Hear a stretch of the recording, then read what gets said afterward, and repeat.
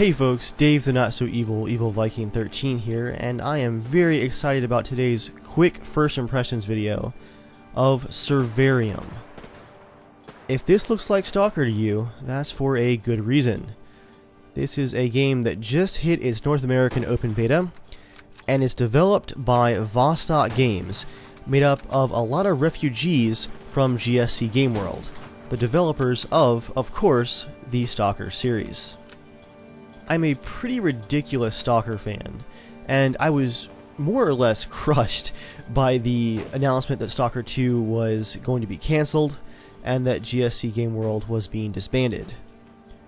When Survarium was announced in 2012, I immediately started following every scrap of info that I could find on the game, and although my attention has waned over the last couple years, especially with DayZ distracting me, I've been waiting for this beta to hit Steam and of course its North American release. I've actually been in the Russian and European beta for I think almost a year now, but I've never been able to get onto the servers. It's just, it's pretty rough. Anyway, the important part is I am in at last. I finally got my hands on this thing. So, what is it? Well, even though this is billed as what will eventually be an MMO/FPS, right now it's really just a traditional PvP FPS.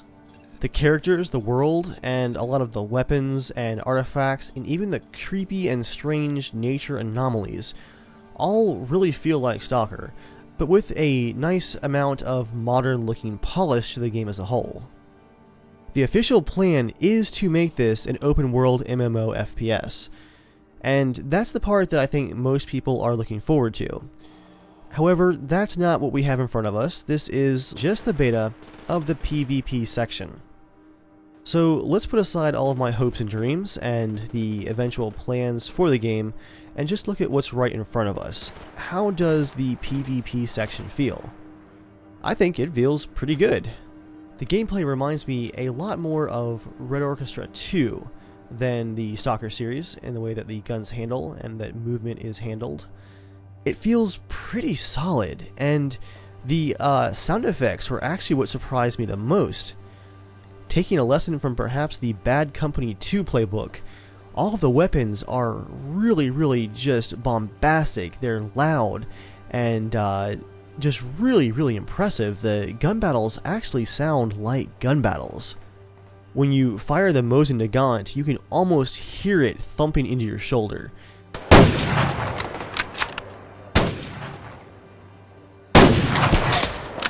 It just positively roars, and because it's just an 8v8, I actually had some moments of quiet where I was like cringing, expecting the gunshots to just bark out at any second.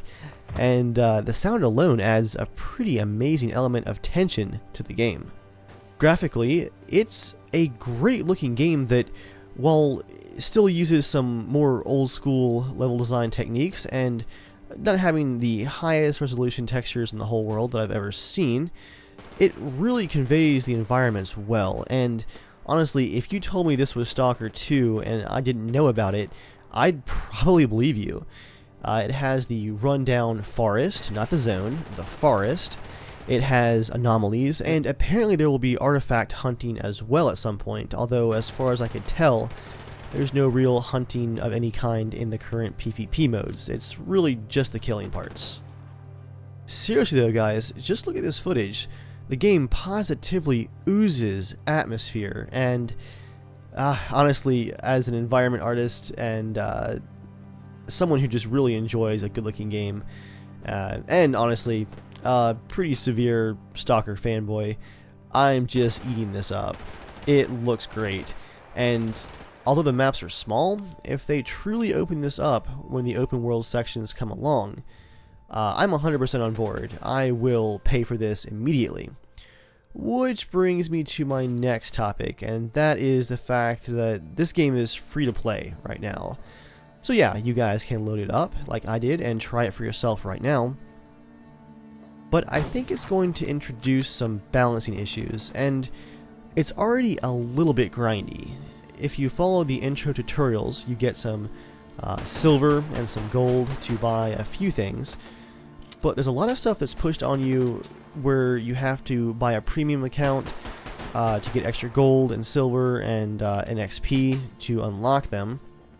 And the range of weapons for the free account seems pretty narrow right now. Then again, this is of course just the open beta. I'm sure more content is coming.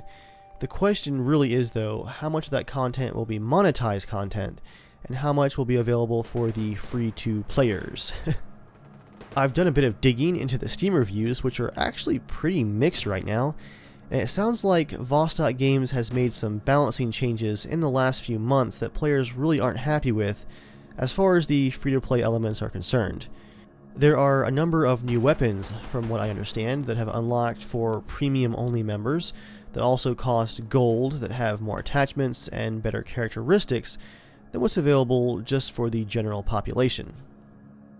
Now, of course, any free-to-play game is going to have some monetization, but especially with this heading towards a DayZ/H1Z1/Rust open world style gameplay, balance is going to be absolutely huge.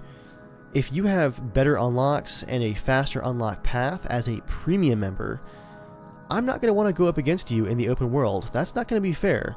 Why should I risk what I fought for and put my stuff up against the stuff that you've just paid for? All that speculation, of course. That mode is months, if not another few years away, but it's something that I want to keep an eye on as this game develops.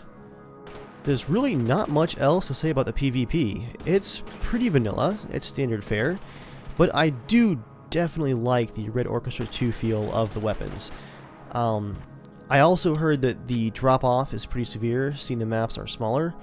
I hope that as we get some larger maps, that the weapon handling will be tweaked to even further realistic levels. That's always a plus for me. Anything that's a bit more real, maybe a little bit more like Arma, or a little bit more like Red Orchestra 2. That's always going to interest me compared to just maybe COD or Battlefield style mechanics. I think Arma or Red Orchestra 2 style will just fit this gameplay a lot better. Talking about how it kind of feels vanilla though, I think if I were to make any changes as the developer to just the traditional PvP FPS game modes, I would want to incorporate more of the thematic elements into it. I've been playing a bit of The Last of Us multiplayer, and I think some of those style elements would really fit here in Survarium. Maybe the stashes that you can loot. Some more elements like the downing system to encourage team play. It doesn't have to clone The Last of Us, or really any other game including Arma and Red Orchestra 2. But I feel like the good gunplay isn't going to be enough in the long run. They have this awesome world, and they're not really making use of it. At least that I'm aware of. I mean, maybe there's more modes and all that I just have completely overlooked. That being said, even in just a couple of hours that I've played so far, I had enough fun that I am seriously considering a $20 premium account. After I do some more research and figure out exactly what that's going to get me, and if I'll just be buying an advantage. I'd like to get some more cool outfits and stuff like that. I mean, cosmetic stuff, I'll definitely pay for that in a game that I'm really going to enjoy and get into. But I don't want to just be buying a bunch of overpowered submachine guns or stuff like that. If you guys have tried Survarium out for yourself, what do you think? Let me know in the comments, and thank you guys for watching. I'll catch you all next time.